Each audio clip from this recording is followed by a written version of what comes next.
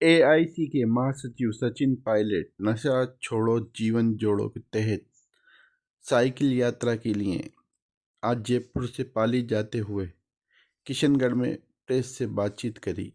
सुने क्या कहते हैं।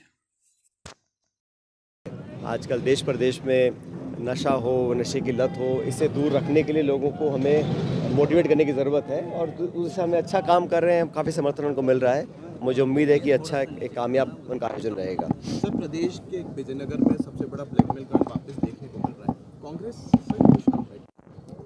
कि ये 1.25 साल से लगभग सरकार बीजेपी की है राजस्थान के अंदर और इतने दावे किए हैं सरकार ने, आंकड़े प्रस्तुत किए हैं। हकीकत ये है कि लॉ एंड ऑर्डर, महिला उत्पीड़न, इस प्रकार के घिनौने अपराध लगातार बढ़ रहे हैं और इस पर अंकुश लगाने के लिए सरकार ने अब तक सिर्फ आश्वासन ही दिया है। जब भी सरकार का जवाब आता है आश्वासन मिलते हैं, लेकिन जो प्रशासन में पकड़ होनी चाहिए, पुलिस के ऊपर जिस प्रभावशाली तरीके से सरकार का नियंत्रण होना चाहिए, उसमें कहीं कमी दिखती है मुझे। और इच्छा शक्ति भी कमी है, उनकी प्रायोरिटीज़ अलग हैं। और दुख की बात है कि इस प्रकार के प्रकरण सामने आते हैं और समाज में लोगों में बहुत आक्रोश है। हमारी पार्टी ने विधानसभा के अंदर, विधानसभा के बाहर लगातार मुद्दों को उठाया है, लेकिन सरकार की जो लचर रवैया है, उसी का परिणाम है कि इस प्रकार की घटनाओं को अंजाम दिया जा रहा है। सचिन जी, लेकिन जिस तरह से विपक्ष की जो भूमिका रहती है हमेशा से ऐसे गंभीर मुद्दों पर, इस बार वह बिल्कुल भी नजर नहीं आई। नहीं, ऐसा नहीं है। हम सब लोगों ने इस मुद्दे को उठाया है और न्याय मांगने की गुहार हम लोगों ने सरकार से लगाई है।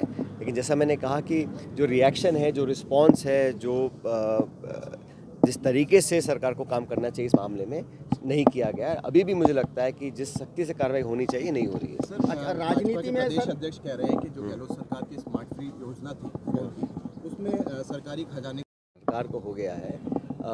अभी भी सिर्फ कांग्रेस को कोसना, कांग्रेस की सरकारों को गालियां देना या नेताओं को भला बुरा कहना, ये शोभा नहीं देता। अब आपको 1.25 साल में आपने अब तक क्या किया है, अब तक किस जो योजना पहले थी उनको सबको बंद किया है। और चाहे नौकरियां हो, चाहे लॉ एंड ऑर्डर हो, चाहे महंगाई हो, चाहे निवेश हो, सिर्फ घोषणा ही हुई है 1.25 साल में। और 1.25 साल पहला जो साल होता है बड़ा महत्वपूर्ण होता है, तो सरकार ने अपना वो समय गंवाया है। आपसे खींचता सरकार में आज कौन मंत्री है कौन नहीं किसी को मालूम नहीं है।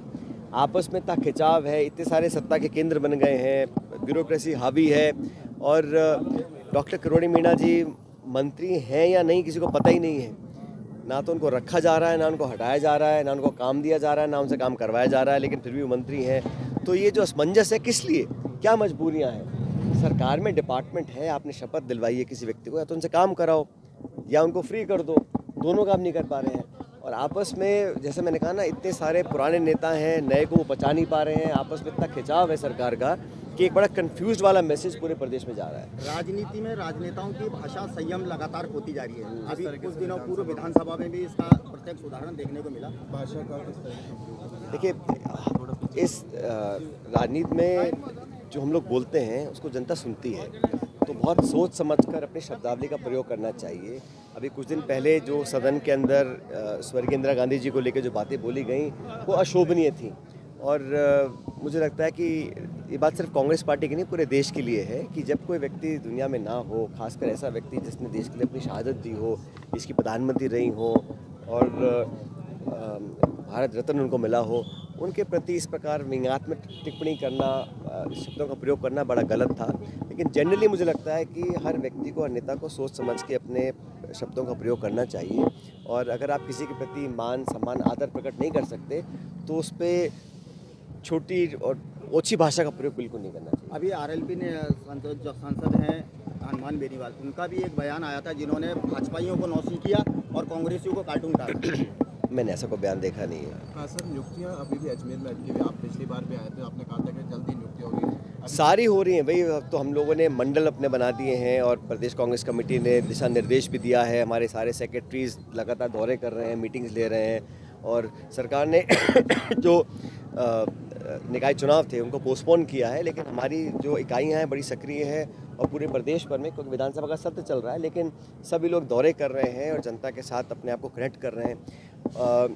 राजस्थान में जो सरकार बनी पिछले विधानसभा चुनाव के बाद, सरकार बहुमत मिलने के बाद से ही लगातार जनता को निराशा देखनी पड़ी है और जैसा मैंने शुरू में कहा, जो खिंचाव आपस में है भाजपा का जो नेतृत्व है उसमें आपस में बहुत खिंचाव है। दिल्ली, जयपुर में, राजस्थान में कई सत्ता के केंद्र बन गए हैं और उसका संकेत साफ दिखाई देता है जब गवर्नेंस और प्रशासन पर उसका प्रभाव पड़ता है और उसका खामियाजा जनता को भुगतना पड़ता है। क्या कांग्रेस पार्टी के अंदर खिंचाव नहीं है सर? राजस्थान हमारी के अंदर पार्टी यदि में राजस्थान हम के विपक्ष में नेतृत्व की हैं बात और करें, हमारे पूरे विधायक दल, पूरी पार्टी एकजुटता से जनता के हितों की रक्षा कर रहे हैं हम लोग।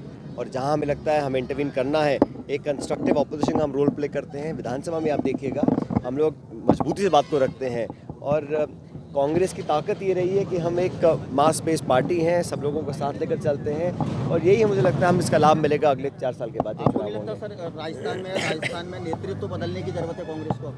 हम सब मिलकर ही काम कर रहे हैं। अलग अलग व्यक्ति को जिम्मेदारी दी हुई है, जिसको जो जिम्मेदारी दी है वो बखूबी निभा रहा है उसको।